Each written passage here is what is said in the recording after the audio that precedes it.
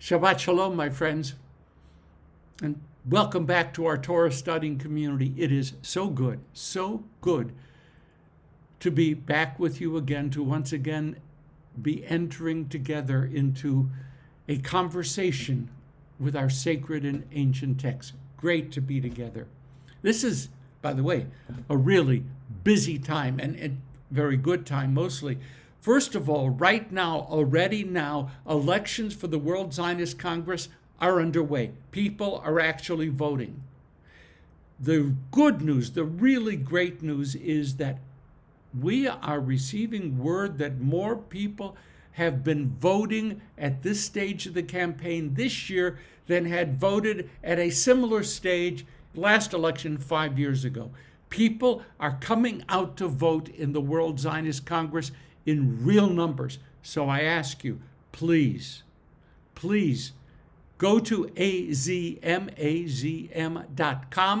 register to vote, pay your $7.50 registration fee, and vote. I would ask that you consider voting for the ARZA, A-R-Z-A slate, not just because I'm on the slate, but also because of the platform centering on religious pluralism, which makes the ARZA slate 100% unique. azm.com, vote. I hope you vote for ARZA. But beyond that, we have March 2nd. March 2nd is coming up as Israelis get ready to go to the polls, third time this year. Go to the polls to try to select a stable government for the Jewish state. We wish them well. That's March 2nd. March 3rd, Americans in a variety of places across our country will be participating in Super Tuesday. Lots of elections, helping to determine the nature of the American democratic experiment going forward, and along the way, helping to shape what will be America's relationship with the state of Israel. Really important times, really interesting times, but you know what? Elections, really important, but not nearly as important as this week's Sedra. YITRO, Jethro, beginning with Exodus chapter 18, verse 1 and following. It is maybe the most incomparable, significant Sedra in the entire Torah. The Israelites have reached Mount Sinai. Having fled Egypt 7 weeks before, they have been recovering from the physical impact of slavery.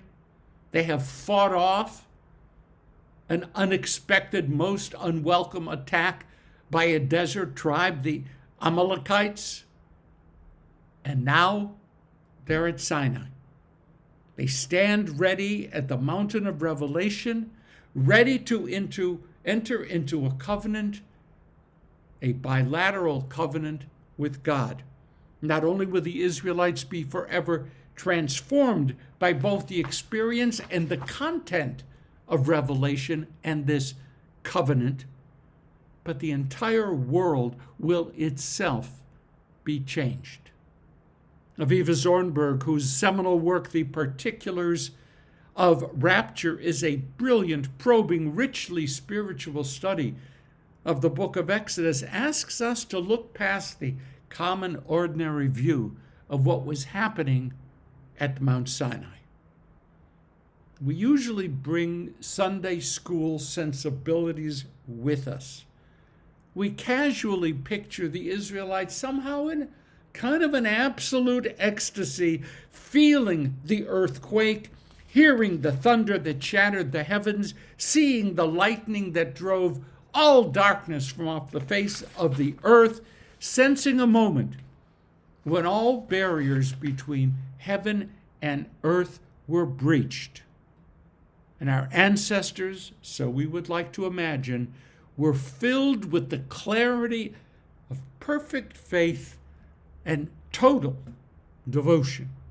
But our text, Zornberg points out, doesn't actually read that way, and the rabbis certainly do not see it that way. Rather, they saw our Sedra as filled with challenge and with pain.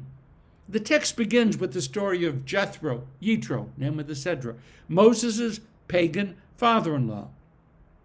The Midrash immediately jumps in and portrays Jethro as going through a personal spiritual crisis as he visited the Israelite camp near Mount Sinai.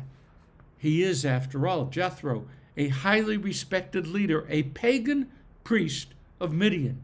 His faith, his vision of reality have guided his career and were the sources for his social standing. But he had heard. He had heard about Moses' challenge of Pharaoh. He had heard of the plagues. He had heard of the crossing of the Red Sea. He had heard that all of these events stemmed from one and only one cause: God's embrace of the Israelites as God's own people.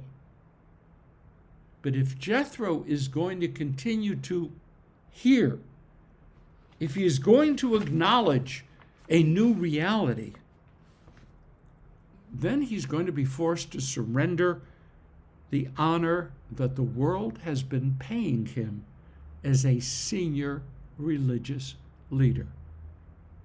To say yes to what he was hearing, to say yes to what he was learning, would therefore require enormous sacrifice on Jethro's part. Not only would his outer world be irrevocably changed, but his inner world, his own sense of identity, would be shattered. Zornberg shows how the rabbis understood this, how they crafted the reading of our Sedra to demonstrate how Moses extended honor and respect to Jethro, just so that Jethro, drawn to the God of Israel, drawn to the people of Israel, could overcome the pain of his having to abandon his own core beliefs, his recognizable self, his role in the world. That was Jethro. That was pain. That was at Mount Sinai. And the Israelites were far from being just those ecstatic witnesses to the events of Sinai. Unlike Jethro, who had only heard about the birth stories of the Israelites as a people, the Israelites themselves had seen and felt as well as heard. The Israelites had experienced the impact of the plagues. They had heard the wailing of the Egyptians. They had felt God's deliverance at the Red Sea as they saw the waters divide. They sang of God's saving power, and as they stood at the foot of the mountain, all of their senses were filled with a wide spectrum of responses to what clearly was an extraordinary scene, much different from what Jethro was going through. Impressive? Of course. But also devastating and frightening to them as well.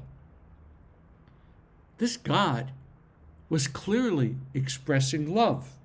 Love for them. Love for their future. And this God most certainly could exercise great power. Look around, see what happened. Pharaoh was a god, so we thought. Yet Pharaoh was but a driven leaf before the God of Israel, a God who divides the sea, who makes mountains quake, who communicates a vision for the world, a God who is prepared to set before us clear indications of what will be demanded of us, and who will be aware of the choices we make.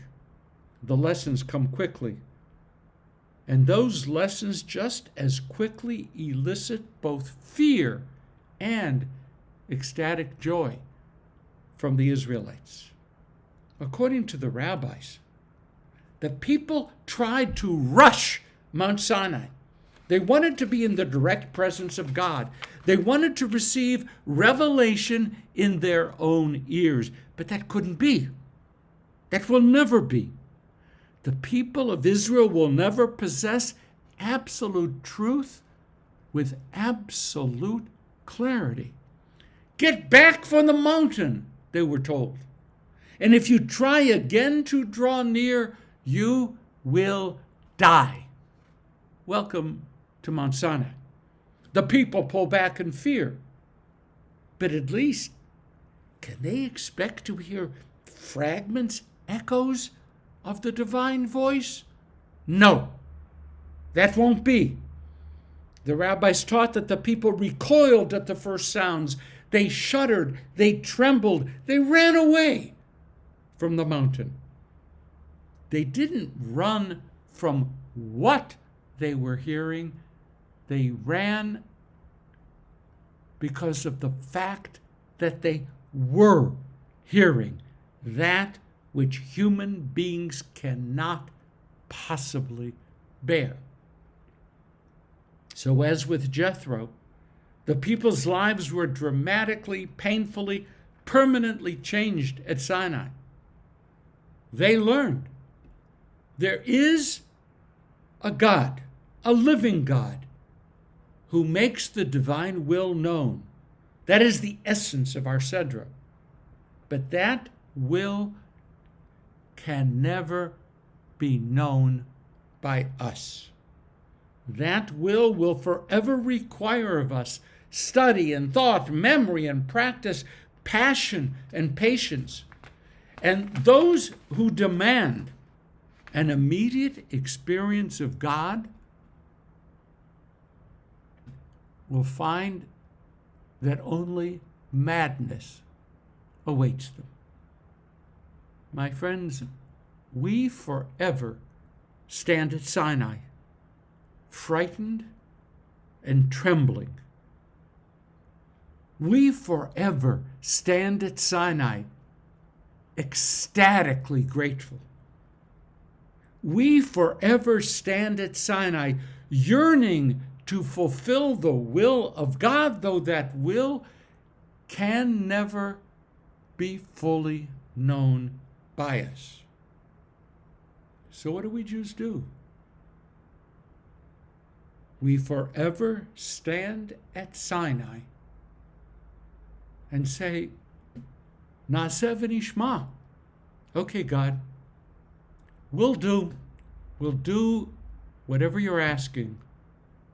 We'll study it later on. We'll begin to try to figure this out. But God, we will do, and we will hearken.